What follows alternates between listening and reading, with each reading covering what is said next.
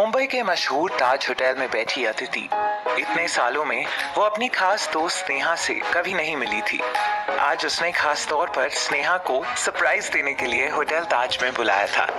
जैसे ही स्नेहा अंदर आई, अदिति को देखकर एक्साइटेड हो गई और कस कर उसे गले लगा लिया और बोली, यार तू तो बिल्कुल नहीं बदली, बस थोड़ी और खूबसूरत हो गई। वैसे ये बता, तूने आज मुझे यहाँ बार में क्यों बुलाया है? तू कब से बाहर आने लगी? अदिति ने स्नेहा को बैठने के लिए कहा और उसने अपना ड्रिंक वाला ग्लास उठाते हुए कहा, क्योंकि मैं यहाँ ड्रिंक कर रही हूँ इसलिए, और तुझे भी तो ड्रिंक पसंद है ना? स्नेहा ने हैरानी से आंखें बड़ी करते हुए कहा, व्हाट? तू कब से ड्रिंक करने लगी? अदिति ने हाथ में पकड़े हुए ग्लास से एक सिप पीते हुए, जब जिंदगी में कुछ ही दिन बचे हैं तो सोचा क्यों ना ये भी कर लिया जाए। ये सुनते ही पहले तो स्नेहा को कुछ समझ नहीं आया कि आखिर अदिति कहना क्या चाहती है। स्नेहा ने सीधे सीधे पूछा, बात क्या है? तेरी मुस्कुराहट मुझे डरा रही है, सच बता क्या बात है? अदिति ने उसी अंदाज में कहा, मुझे ब्रेन ट्यूमर है और डॉक्टर ने कहा है मात्र 1 महीना बचा है मेरे पास। ये सुनते ही स्नेहा के होश उड़ गए। उसने सपने में भी नहीं सोचा था कि अदिति ऐसा कुछ बोलेगी। स्नेहा ने बौखलाहट के साथ कहा, क्या बकवास कर रही है? सच बोल, तू मजाक कर रही है ना? अदिति ने ड्रिंक का एक और सिप लेते हुए कहा, मजाक करने में तुझे इतने महंगे होटल क्यों बुलाती? कॉल पे भी तो कर लेती ऐसा मजाक। स्नेहा ने तुरंत पूछा, तो इतने महंगे होटल मुझे ये बताने आई है? नहीं, अब मेरी आखिरी ख्वाहिश ये है कि मुझे मेरे माँ बाप से मिलना है, जिन्हें मैंने आज तक देखा भी नहीं है। वो इंडिया में है। अपने गले में लटके पेंडेंट की तरफ इशारा करते हुए स्नेहा से कहती है, ये मेरे माँ बाप की दी हुई इकलौती और आखिरी निशानी है जो मुझे उन्हें ढूंढने में मदद करेगी। मरने से पहले मैं आखिरी बार उनसे मिलना चाहती हूँ, देखना चाहती हूँ। अदिति ने आंखों में एक उम्मीद लिए स्नेहा से ये सब कहा। ये पूरी बात सुनकर स्नेहा पूरी तरह से शॉक्ड थी। उसे अदिति की बात पर बिल्कुल यकीन नहीं हो रहा था, लेकिन उसके पास उसकी बात मानने के अलावा कोई ऑप्शन भी नहीं था। उसने अदिति से कहा, इतना सब होने के बाद तू इतनी नॉर्मल कैसे है? मतलब ऐसा लगता है जैसे तुझे कुछ हुआ ही ना हो, जैसे तू ये सब किसी और के बारे में बता रही है या कोई कहानी सुना रही है। अदिति ने हंसते हुए कहा, पागल, ये सच है। और तू खुद सोच, तुझे कभी फोन किया क्या? नहीं ना, तो आज अचानक ये कहानी सुनाने तो नहीं आऊंगी ना। और यार यही तो जिंदगी सिखाती है, never fight with truth, just accept the trust. ये सब सुन स्नेहा हैरानी के साथ बस अदिति को देखे जा रही थी, जो ये सब बड़े ही साधारण अंदाज में बता रही थी। स्नेहा ने पूछा, शॉकिंग है ये सब। अच्छा ये बता यार, तूने शादी वादी की या सीधे बच्चे कर लिए? अदिति को अब थोड़ा सा नशा हो रहा था। वो मुस्कुराते स्नेहा के करीब जाकर बोली, तू शादी और बच्चे की बात कर रही है? यार जब मेरे माँ बाप ही नहीं है तो शादी के लिए कौन बोलता?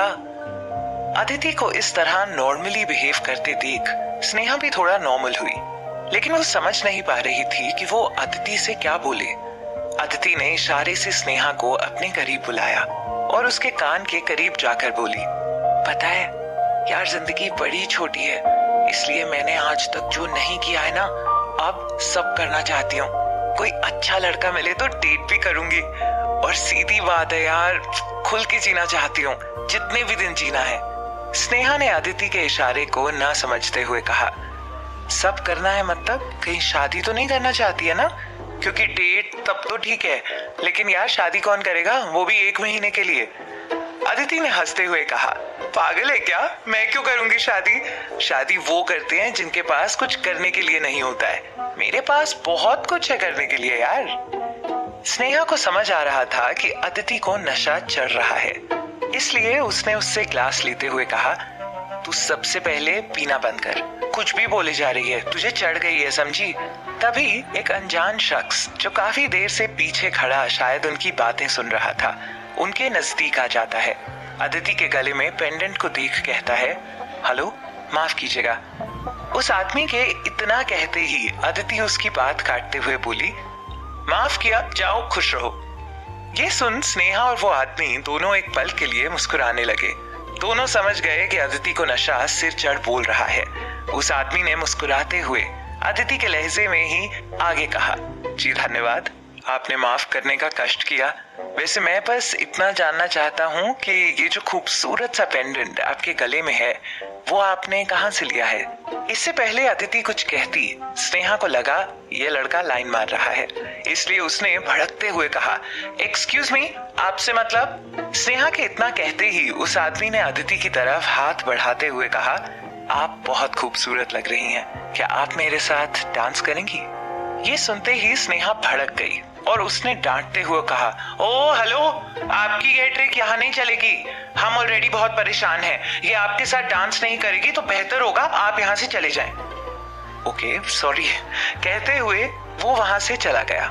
स्नेहा ने अदिति से कहा, मैं अच्छे से इन लड़कों को जानती हूँ, बात करने का बहाना ढूंढते हैं। लेकिन अदिति जो शरारत भरी नजरों से स्नेहा को देख रही थी, उसने उससे कहा, वैसे देखने में बुरा नहीं था, देख इधर ही देख रहा है। स्नेहा समझ रही थी अदिति के दिमाग में क्या चल रहा है, इसलिए उसने कहा, देख तुझे ड्रिंक चल रही है, मुझे लगता है हमें यहाँ से चलना चाहिए।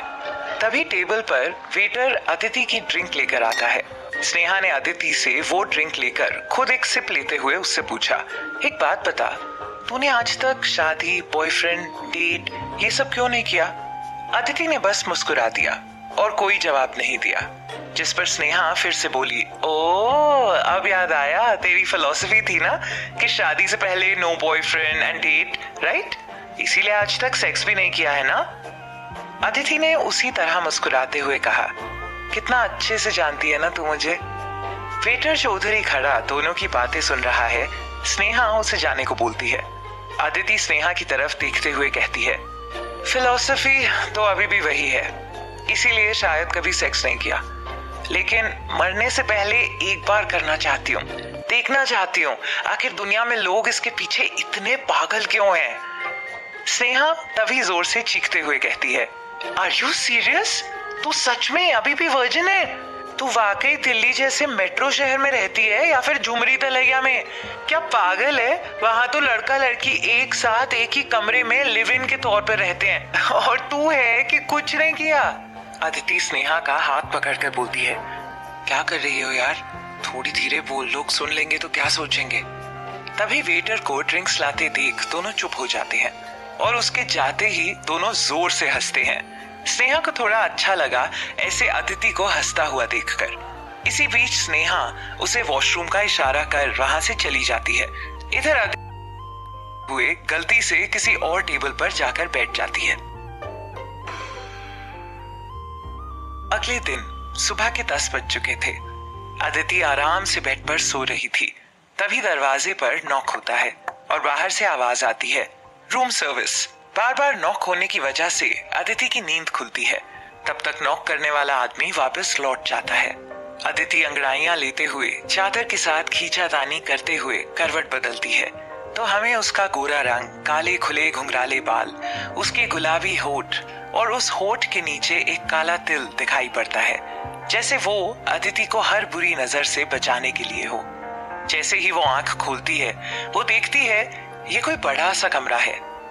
ऐसा लग रहा था कोई 5 स्टार होटल का स्वीट हो। वो बेड से उठने के लिए जैसे ही चादर हटाती है उसे एहसास होता है कि उसके शरीर पर एक भी कपड़ा नहीं था, वो फुल्ली नेकेड थी। ये देख वो एकदम से घबरा गई। उसने तुरंत अपने आप को उसी चादर से ढक लिया और घबराते हुए उसने खुद से कहा, मेरे कपड़े कहाँ गए? ओ गॉड, मेरे सिर और बदन में क्यों दर्द हो रहा है? मैं यहाँ कैसे आई? अदिति को कुछ भी याद नहीं आ रहा था कि आखिर वो यहाँ पर कैसे आई। उसे सिर्फ इतना याद था कि वो बार में ड्रिंक कर रही थी और स्नेहा के साथ थी। इसके अलावा उसे कुछ भी याद नहीं आ रहा था। अपने कपड़ों को ढूंढते हुए उसने इधर उधर नजर घुमाई तो उसके कपड़े उसके बेड के बगल में ही फोल्ड किए हुए रखे दिखे।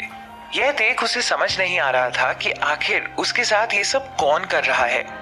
अदिति सोचती है, ये क्या हो रहा है मेरे साथ? कोई मुझे होटल में रूम में लाकर मेरे कपड़े उतारकर बेड पर कपड़े फोल्ड करके क्यों रखेगा? और स्नेहा भी तो थी मेरे साथ, वो कहाँ गई? तभी उसके फोन में रिमाइंडर बजता है। चादर से अपना हाथ बाहर निकालकर फोन को ढूंढते हुए आधी खुली आंखों से देखती है कि सुबह के 10:30 बज चुके थे। उसे याद आता है कि 11:30 बजे उसकी डॉक्टर के साथ अपॉइंटमेंट है। अदिति ने अपना फोन उठाया और उसमें टाइम देखा फिर उसने देखा स्नेहा के 20 से ज्यादा मिस्ड कॉल पड़े हुए थे। उसने हड़बड़ाकर तुरंत अपने कपड़े पहने और सबसे पहले स्नेहा का नंबर डायल करा और उसे अपनी लोकेशन देकर होटल आने को कहा। कुछ देर बाद अदिति कॉफी ऑर्डर करते हुए हॉस्पिटल फोन कर अपनी अपॉइंटमेंट परसों की लेती है। तभी दरवाजे पर घंटी बजती है। अदिति ने दरवाजा खोलकर देखा तो वहां स्नेहा खड़ी थी। अदिति और स्नेहा दोनों अंदर आकर सोफे पर बैठ गए। अदिति ने स्नेहा को कॉफी देते हुए कहा, यार आज सुबह जब मेरी आंख खुली तो बदन में हल्का दर्द, सिर भारी है और देखा तो मैंने कुछ नहीं पहना। लेकिन हैरानी की बात तो ये है कि मुझे कल रात का कुछ भी याद नहीं आ रहा है कि मैं तेरे साथ थी। फिर उसके बाद क्या हुआ? क्या तू मुझे होटल से इस रूम में छोड़ के गई? स्नेहा ने बौखलाहट के साथ कहा, मैं तुझे होटल क्यों छोड़ूंगी? मैं तुझे अपने घर ले जाऊंगी ना। तू पागल हो गई है क्या? मैं 2 मिनट के लिए बाथरूम क्या गई थी, जब मैं लौट कर आई तो तू गायब हो गई थी। अदिति को अब थोड़ा डर लग रहा था। उसने कहा, यार तो फिर मुझे यहाँ कौन लेकर आया और मैं नेकेड क्यों थी? ये क्या हो रहा है मेरे साथ? स्नेहा ने पूछा। देख सच बता, तू मजाक कर रही है ना? सच सच बता, क्योंकि जब मैं बाथरूम से आई तब तक तू गायब हो चुकी थी और मैंने जब तुझे कॉल किया तो तूने कॉल पिक किया और उस कॉल में मुझे किसी लड़के की आवाज आई। इतने में मैं तुझे कॉल पर कुछ बोलती कॉल कट हो गया और उसके बाद मैंने कई बार कॉल किया लेकिन तूने कॉल नहीं उठाया, तो मुझे लगा तू जरूर किसी के साथ डेट चली गई होगी। स्नेहा की बात सुन अदिति एकदम हैरान रह गई। उसने कहा, लेकिन यार मैं क्यों किसी के साथ डेट पे जाऊंगी? मैं इंडिया लड़कों को डेट करने नहीं आई हूँ। स्नेहा देख, ऐसा मजाक मुझे बिल्कुल पसंद नहीं है। सच बता, तू ही मुझे यहाँ छोड़ के गई है ना? स्नेहा ने फिर से अपनी बात को जोर देते हुए कहा, यार मैं मजाक क्यों करूंगी? ये देख मेरी कॉल लिस्ट, मैंने तुझे कल कितने सारे कॉल किए लेकिन तूने मेरा एक कॉल का भी जवाब नहीं दिया। मुझे लगा तूने आज तक सेक्स नहीं किया है, तो हो सकता है किसी लड़के के साथ डेट एंड सेक्स पर निकल गई हो। अदिति को अब गुस्सा आ रहा था। उसने गुस्से में कहा, स्नेहा यार वो मैं नशे में थी यार, इसलिए मैंने तुझसे बोल दिया होगा कि मैंने जिंदगी में ये सब नहीं किया है, तो मुझे भी ये करना है। लेकिन मैं यहाँ इंडिया सेक्स करने नहीं आई हूँ, मैं अपने माँ बाप को ढूंढने आई हूँ। मुझे उनसे आखिरी और पहली बार मिलना है। ये कहते ही अदिति ने जैसे ही अपने गले की तरफ देखा तो वो शॉक्ड रह गई और इधर उधर देखने लगी। स्नेहा ने अदिति को कुछ ढूंढते हुए देखा तो हैरानी से बोली, क्या हुआ, क्या ढूंढ रही हो? अदिति ने घबराते हुए उससे कहा, मेरा पेंडेंट नहीं मिल रहा। ये देख स्नेहा भी उसके साथ पूरे कमरे में ढूंढती है। नहीं मिलने पर वो कहती है, कल हम बार में थे, क्या पता वहीं गिर गया हो। वो होटल के बार में फोन करती है लेकिन वहां से कुछ पता ना चलने पर स्नेहा ने कुछ याद करते हुए अदिति से कहा, याद है कल एक आदमी हमारे पास आया था, तुम्हारे पेंडेंट के बारे में पूछ रहा था और काफी तारीफ भी कर रहा था। मेरे ख्याल से कहीं वो तो नहीं? तभी अदिति उसे रोकते हुए कहती है, लेकिन उस टाइम पर पेंडेंट मेरे साथ था और वैसे भी वो बेचारा वहां से चला गया था, फिर वो कैसे? अदिति के ये कहने के बाद स्नेहा पेंडेंट को सोफे के पास ढूंढने लगती है। तभी उसकी नजर अदिति के बैग पर लगे हिडन कैमरा पर जाती है जो अदिति ने लगवाया था। वो हर दिन उसे अपने साथ रखती है ताकि वो अपनी बची हुई जिंदगी के हर पल को कैमरे में कैद कर सके। तभी ये सोच स्नेहा उसे कैमरा चेक करने को बोलती है, शायद हमें यहाँ कुछ मिल जाए। जैसे ही अदिति कैमरा फोन से कनेक्ट करती है तभी उसके फोन पर एक अननोन नंबर से मैसेज आता है और मैसेज पर लिखा है, तुम्हारा पेंडेंट मेरे पास है, come to Oberoi industries at 12। ये मैसेज देख दोनों हैरान हो जाते हैं कि आखिर पेंडेंट वहां कैसे पहुंच गया। अदिति ने हड़बड़ाते हुए कहा, स्नेहा मुझे ये पेंडेंट किसी भी कीमत पर चाहिए, नहीं तो मैं अपने माँ बाप से कैसे मिलूंगी यार। कहते हुए अदिति ने जैसे ही उस नंबर पर कॉल किया तो किसी ने कॉल पिक नहीं किया। तो अदिति बोली, मुझे अभी जाना होगा ये पेंडेंट लेने, यही एक आखिरी उम्मीद है जो मुझे मेरे माँ बाप तक पहुंचा सकती है। स्नेहा कुछ सोचते हुए कहती है, लेकिन सवाल ये है कि ये पेंडेंट वहां कैसे पहुंचा और तुझे इस रूम में लेकर कौन आया? यार ये सब क्या हो रहा है? इसलिए मैं चाहती हूँ तू यहीं रुक और होटल सीसीटीवी कैमरा चेक कर कि इन सब के पीछे कौन है। वैसे भी 1 महीने बाद मैं तो मरने ही वाली हूँ, मुझे कुछ भी हो गया तो क्या फर्क पड़ेगा, लेकिन वहां चलकर तू मुसीबत में ना पड़ जाए। बस अभी ये पेंडेंट मुझे किसी भी कीमत पर वापस चाहिए। ये कहते हुए अदिति घड़ी की तरफ देखती है। उनके पास सिर्फ 1 घंटा है। इधर स्नेहा उस नंबर पर बार बार कॉल कर रही है। उसे पता है कि यह पेंडेंट अदिति के लिए कितना मायने रखता है। स्नेहा को यहीं रुकने के लिए बोल अदिति अपना बैग उठाती है और निकल जाती है। स्नेहा, जिसे अदिति की बहुत फिक्र हो रही है, उसे संभाल कर जाने के लिए कहती है। अब सवाल ये है कि आखिर पेंडेंट किसके पास है? क्या उस अनजान शख्स के पास, या फिर ये मैसेज किसी और ने भेजा है? ऐसा क्या हुआ था कल रात? क्या अदिति बिना पेंडेंट अपने माँ बाप से मिल पाई?